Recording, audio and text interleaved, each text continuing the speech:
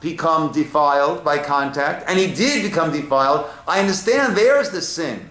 But in the absence of that, upon the completion of his or her Naziritehood, why is a chatat brought? Linda. Did he go through that before he became a Nazir? Meaning what? In other words, up until that point he may have sinned and has to clarify. Sinned what? So that's something else. This is a chatat at the completion of Nazirut, regardless of any other things that might have gone on beforehand. This is part of the Nazir process, is upon the completion you bring a chatat. Janet.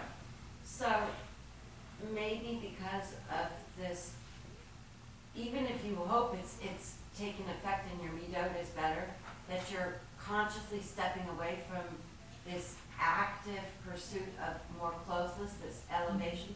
It might be like a woman who's given birth and now is no longer Okay, nice. Creator, Nice. Yes. So some learn, nice Janet, some learn, why is this chatat, this sin offering brought? You reach this level. And now you're going back into the mud. Now you're getting back into where you were before. That's how some learn. This is before the sin. This is before the sin? No sin. He became a Nazir.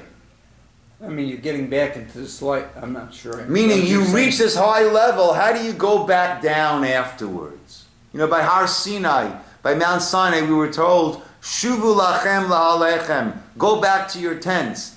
And our understanding there is, we are being told, take this experience and bring it back into your life. Right? Imbue your life with Mount Sinai. Imbue your life with this Torah experience. So now that he's stepping back down, been there, done that, that is the chet. That's how some look at it. But there's another way of looking at it. That he is both a kadosh, a holy person, and he also is a chote. He is a kadosh because he or she saw that they need more. They need more to elevate themselves. If you see that you need more and you take that step, that's great. But at the same time, how did you get yourself to the point that you need more? In other words, there is a beautiful teaching. All right, actually, Gemara says over here, if a person who is Nazir atzmo min hayayin, a person who separates himself from wine, if he needs to bring a chatat, a person who subjects himself to a fast, to a total abstention, alachat kama v'kama, how much more so is that person called chote, sinning? Why? Because God gave us an incredible world. I just said this yesterday, I forget in which context of one of my drushes. Imagine you give someone a nice gift. You wrap it up. You give them this beautiful gift. And you deliver it to them, they say, oh, thank you so much, thank you so much. And they put it down. You come back a week later, 2 weeks later, and what do you see? It's still there. It's in the box. It hasn't been unwrapped. Right? You buy a child or grandchild, you buy them a bicycle. And then you come back and you see it's sitting in the garage. It's never been used. How do you feel? Rejected.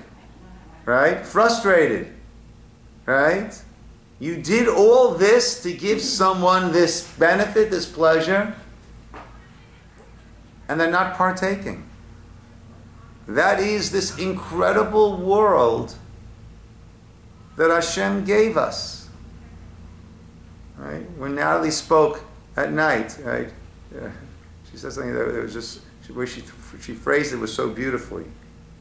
You know, God could have given us nothing against oatmeal, but God could have given us, oatmeal, just oatmeal, in order to get all of our nutrition, all of our minerals, right? But what does God give us? There's fruits. I mean, there's such an array, right? You look at fruits, incredible.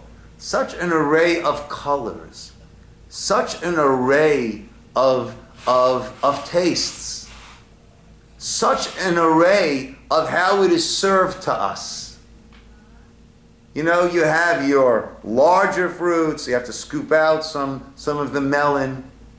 You have your oranges, grapefruits, those that come in nice peel-off sizes. You have your bite-sized grapes, cherries, berries. I mean, it's just such an array. It's such a display of love for us that which we need in order to survive has been given to us with such color and such flavor and such an array of options, such variety. It's a gift. This incredible world is a gift. They say if a person is suffering from depression, not this will heal everything. Make sure you get outside. Don't stay inside. Walk outside, see the sky, see the clouds, see things that are growing. Reconnect to, they say, to nature. I say reconnect to God's world. It is incredible. It is beautiful. We're supposed to live in it, be immersed in it. That's what Shavuot is about, the Torah is about. And you cut yourself off from that? You cut yourself off from that? That's not the zenith. If you needed it, then by all means, you've got to do that. If you need that, you've got to do that. It's almost like medication, right? The blessing that we make after successfully using the restroom is we thank God. We don't take that for granted. Rofei kol basar, you heal all flesh. Rofei kol basar. What does it mean God heals all flesh? Well, medication, you take this because you need it for your blood pressure, but it has a side effect on your liver, on your kidneys, right? And this is good for that, but be careful, right? If you're nursing or pregnant, because it could affect, right? Everything has, it's good for this, but then it affects that. Everything has all of its side effects. God is Rofei Kol Basar. Now, if a person is sick, you've got to take that medication. There are some of the possible side effects. Okay, you have to be vigilant. You have to monitor that. You have to be careful. But you've got to take that medicine because of what you have, even though there are possible side effects. Here, the person needed to take their Nazirut. But there are downsides to that also. So, Rabbi, to get closer to Hashem, you get closer to Hashem. Is that what you're saying? So ideally, I don't need any further restrictions in order to get closer to Hashem. That's the ideal. The ideal, I don't need further restrictions. I don't need to have to take these gifts that God gives me and leave them wrapped. That's the ideal. If I do need that, kadosh, holy, you've got to take the steps. But ideally, as we learned in many different ways over Shavuot, ideally we want to take the Torah and utilize that, through that, understand how to live a life that is rich, that is full, that is complete, and that takes the the incredible gifts of this world and use them in an uplifted, sanctified way. The middle of that ladder is over Yerushalayim. The flashpoint, the fulcrum, like Cheryl said, of where the physical is transformed into the spiritual. That is what the Torah is being given to us. It enables us, that's the tool how to do it. If we're leaning too much, we need to take some medication. But the ideal is to fully embrace, appreciate this world of God's, and to raise it up and to elevate it. Yes, Dov?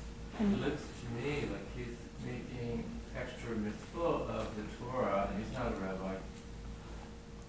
Yes, again, the Torah gives us this as a viable path to follow, right? But according to some, like Janet said, you became this level. Why are you going down? According to others, right? Why did you need these added restrictions and these unwrapped gifts of Hashem? Right? The ideal, if you need it, do it. But the ideal is to be fully engaged, using this world with the blessings, with all that comes. Literally, the blessings of God and our making blessings to show our appreciation. That is the ideal, to be fully. Like in the Soviet Yes, Rosa. like in the Soviet Union, we were not given this richness. We didn't like